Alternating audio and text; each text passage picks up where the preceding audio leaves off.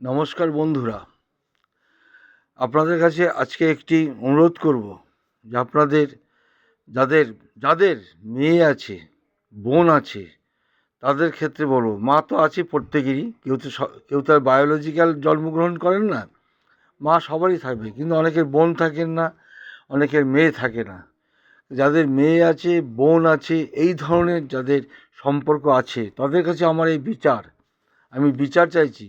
এই যে কুলদীপ সেঙ্গার বলে যে ব্যক্তিটি আজকে জামিন পেল, সে তার অপরাধের সীমাহীন।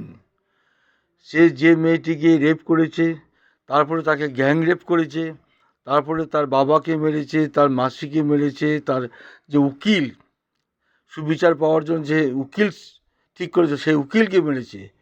তারপরে সে জামিন কি করে পায়? আমরা একটি মৃত অর্থ ব্যবস্থার মধ্যে যাচ্ছি, তারপরেও কি একটা মৃত বিচার ব্যবস্থার মধ্যে ঢুকে পড়ছি? আমাদের এই সমাজকে আমরা কোন দিকে নিয়ে যাচ্ছি? যেসব ব্যক্তি যাদের মেয়ে আছে এবং বোন আছে, যারা এখনও বিজেপি করছেন, তাদের বিবেকের কাছে আমার এই প্রশ্ন, আপনারা এই কুলদীপ সেঙ্গারের যে জামিন, সেটা কিভাবে দেখছেন? কমেন্ট করে জানাবেন।